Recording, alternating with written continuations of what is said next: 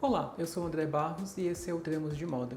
E no vídeo de hoje a gente vai falar sobre um projeto super bacana e revolucionário para o mundo da moda, as lojas de guerrilha da marca Comme des Garçons.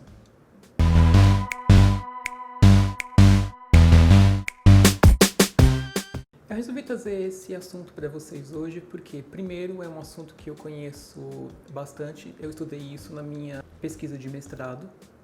E segundo, porque é um projeto que ficou bastante famoso quando a gente pensa e quando a gente estuda lojas, e especificamente lojas de marcas de moda, que são lojas que às vezes têm características muito peculiares. Lá no comecinho do ano de 2004, a marca japonesa Comme des Garçons abriu a sua primeira loja desse projeto em Berlim, na Alemanha. Após a abertura da primeira Guerrilla Store em Berlim, a marca Comme des Garçons ainda abriu mais cerca de 30 lojas em cidades como Los Angeles, nos Estados Unidos, Colônia, na Alemanha, Basileia, na Suíça, Varsóvia, Cracóvia, na Polônia, Atenas, na Grécia e Barcelona, na Espanha. Esse projeto ele teve a duração entre os anos de 2004 e 2011. Junto com a abertura da loja, eles publicaram o que eles chamaram de Regras da Guerrilha, que são 5 regras que ajudam a nortear a montagem e a ocupação de uma dessas lojas. E antes de entrar especificamente nas lojas de guerrilha, nas Guerrilla Stores, a gente vai ver dois conceitos. Primeiro, o de lojas conceito, as Concept Stores, e segundo, chamadas de Pop-Up Stores. As lojas conceito são lojas nas quais os gestos criativo e arquitetônico oferecem a sua representatividade e reputação. O espaço físico é cada vez mais um dos meios de comunicação preferidos, um tipo de fator de atração que continuamente renova as razões pelas quais o consumidor sente afeição pela marca. Essas lojas trazem em si um prazer relacionado com a compra, no qual o visitante ou o consumidor escolhe adentrar o universo das marcas para descobrir as novidades. Já quando nós falamos sobre as lojas pop-up, a característica mais proeminente dessas lojas é a surpresa. O termo pop-up faz referência às páginas publicitárias que aparecem por vezes na tela dos computadores, e essas lojas também podem ser conhecidas como lojas temporárias ou efêmeras. Essas lojas têm expectativa de vida limitada e sujeita a prazos de funcionamento pré-determinados desde a sua abertura. Elas repercutem positivamente na rede de adoradores, seguidores e consumidores das marcas e na mídia especializada. Bem, o modo de produção de se pensar e de se estruturar uma loja de guerrilha, uma Guerrilla Store, ela está baseada em dois conjuntos de características diferentes. Uma que a gente pode observar nas regras de guerrilha, essa imagem que vocês estão vendo agora na tela, e uma outra série de características que não fazem parte dessas regras, mas que elas foram amplamente divulgadas e eram facilmente reconhecíveis em cada uma das lojas durante o tempo de vida do projeto. A primeira loja ela foi aberta em 2014 e a última loja ela foi aberta em 2011. Então, desde 2011 que a marca Comme des Garçons descontinuou esse projeto. Parte do sucesso dessas lojas foi porque a Comme des Garçons decidiu fazer esse projeto sempre em parceria. O que isso quer dizer? Para cada loja que era aberta, eles tinham um parceiro que eu acabei chamando de parceiro local. E a gente pode ver isso expresso na quinta regra de guerrilha, que é onde a marca Comme des Garçons estabelece como vai ser essa parceria. Então os parceiros locais ficavam responsáveis por exemplo, encontrar o lugar onde as lojas seriam montadas, fazer todo o design de interiores, pensar como seriam esses interiores que a gente já vai ver daqui a pouco, e a marca Comme des Garçons ficava responsável por dar o suporte, por fornecer as mercadorias e por controlar alguns outros detalhes que a gente vai ver daqui a pouco. Logo no início do documento, a marca Comme des Garçons deixa claro para quem vai visitar, para os jornalistas e para os pesquisadores e adoradores da marca, o que eles entendem por guerrilha e por guerrilheiro. Para a marca, a guerrilha é um pequeno grupo de pessoas independentes lutando pelo que acreditam. A ideia: propor à população local uma gama de mercadorias interessantes e criativas de uma nova maneira, que não está atrelada a estações ou outros ditames industriais. O que conta é a escolha dos produtos e o espírito e a energia. ao invés da aparência cuidadosa do design de interiores.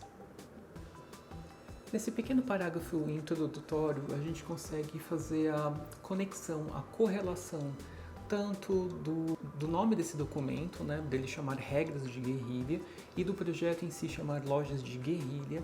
A gente faz a conexão com tanto dos movimentos de guerrilha da década de 60, quanto da arte de guerrilha do mesmo período. Depois de já termos visto a quinta regra e o parágrafo introdutório, a gente vê que na primeira regra a marca deixa bem claro que nenhuma loja vai ficar aberta ou deveria ficar aberta mais do que um ano. Eu entendo esse um ano como uma temporalidade da moda. Se a gente pensar em como as estações estão organizadas, as principais estações, por exemplo, primavera, verão e outono e inverno, cada uma ocupa cerca de 6 meses. E se a gente junta esses dois períodos, a gente faz um ciclo de um ano. Então essa é a primeira correlação que a gente faz entre essa loja, esse projeto e a temporalidade da moda. Para essa regra, a gente tem algumas exceções, né? Algumas lojas ficaram abertas, por exemplo, 2 semanas, e outras lojas, para que essa regra não fosse quebrada em sua totalidade, elas eram reocupadas e eram transformadas. O interior era mudado um pouco para que se mantivesse a coerência sobre essa regra de permanência única e exclusivamente por um ano. Quando nós passamos para pensar o espaço em si, o espaço interior da loja e em qual região, em qual localidade das cidades onde essas lojas existiram, a segunda e a terceira regra de guerrilha, elas vão falar sobre o espaço interior ocupado e a localização geográfica ocupada por essas lojas. A segunda regra de guerrilha, ela orienta que o espaço interior a ser ocupado deve ser alterado muito pouco. Na loja que a gente vai ver umas imagens agora para que vocês consigam, por exemplo, comparar o antes e o depois e o que essa regra orienta sobre pouca modificação do interior, a gente pode perceber que a única diferença entre o antes e o depois é que o espaço interior preparado para ocupação e instalação da loja, a gente pode ver que o chão foi limpo e uma demão de tinta foi dada nas paredes, e a única coisa que foi incluída, obviamente, o mobiliário para exibição e para venda das mercadorias. Outro item que a gente pode perceber que também foi adicionado foram as luminárias que pendem do teto, mas a gente consegue reparar que elas não estão alinhadas, elas estão tortas, como se elas fizessem já parte dessa ocupação. Agora, quando a gente pensa sobre a localização geográfica onde essas lojas foram instaladas, elas foram colocadas, a regra número 3 dizia que essa região precisava ser afastada dos centros comerciais, mas ao mesmo tempo precisava ter uma conexão com a cidade, com o espaço urbano que as lojas estavam ocupando. E às vezes esses espaços escolhidos eles eram tão escondidos que as pessoas não conseguiam encontrar, os consumidores, as pessoas que queriam visitá-las não conseguiam encontrar. E a gente pode ver por essa imagem que vai aparecer na tela agora, da loja de Singapura, que foi necessário fazer um mapa indicando onde a loja ficava, porque ela estava muito escondida no primeiro andar de um edifício. E isso dificultava com que as pessoas encontrassem a loja, já que essas lojas não tinham fachadas luminosas, também não tinham nenhum tipo de sinalização que a gente comumente vê em outros tipos de lojas que não sejam as lojas conceituais ou as lojas de guerrilha. E nessa questão sobre o interior e o exterior, 3 lojas são bacanas para a gente olhar um pouquinho algumas imagens. Primeiro delas, a loja da Cracóvia, que a gente já viu o anterior, comparando o antes e o depois. A loja da Cracóvia estava ocupada em um prédio industrial abandonado, como podem ver dela. Uma outra loja também localizada na Alemanha, mas agora na cidade de Colônia, que antes de ser uma loja de guerrilha, aquele espaço era ocupado por um açougue. Então é interessante a gente notar como é que foi que eles trabalharam o interior para transformar um espaço tão diferente de uma loja em uma loja de moda. E por último, uma loja em Los Angeles que ocupou no térreo e em uma rua secundária, em um beco, do que antes funcionava um banco. E não dá para falar sobre lojas sem a gente falar sobre as mercadorias, e é sobre isso que a quarta regra regia. Ela falava que as mercadorias seriam um mix de todos os produtos e de todas as coleções que fazem parte do universo Comme des Garçons.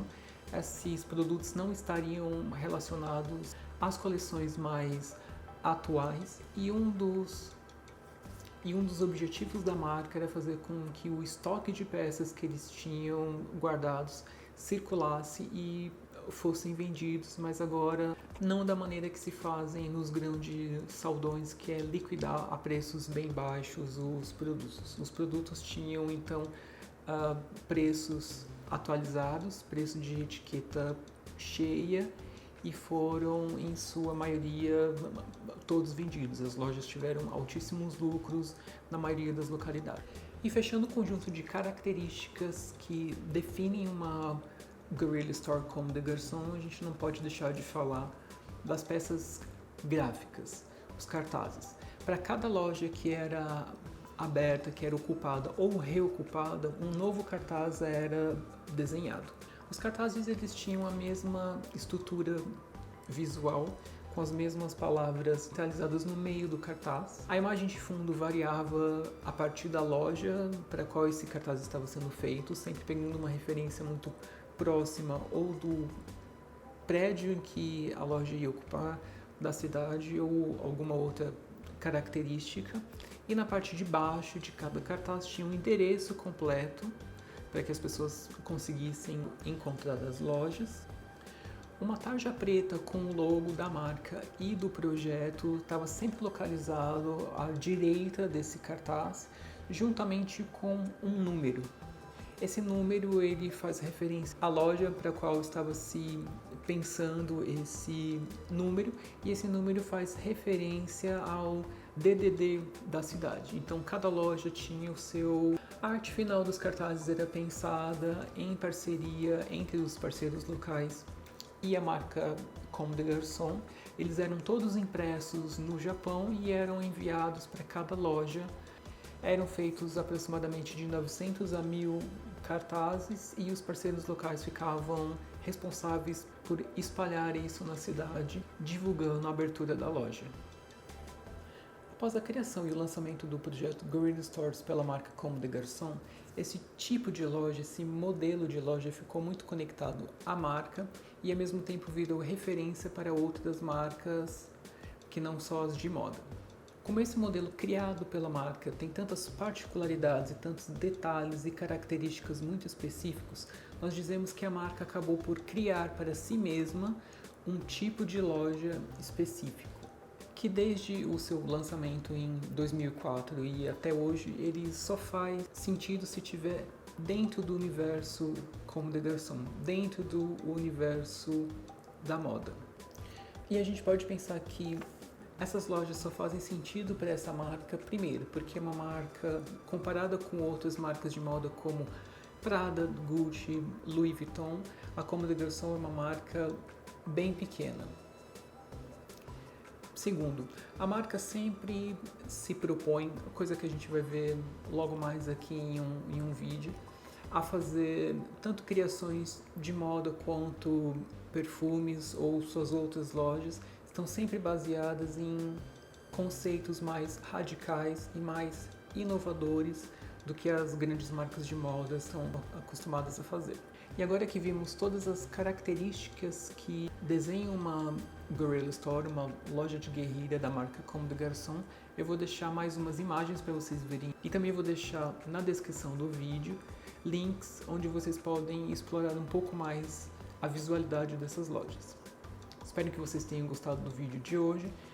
Curtam esse vídeo, compartilhem, comente e a gente se vê semana que vem. Tchau!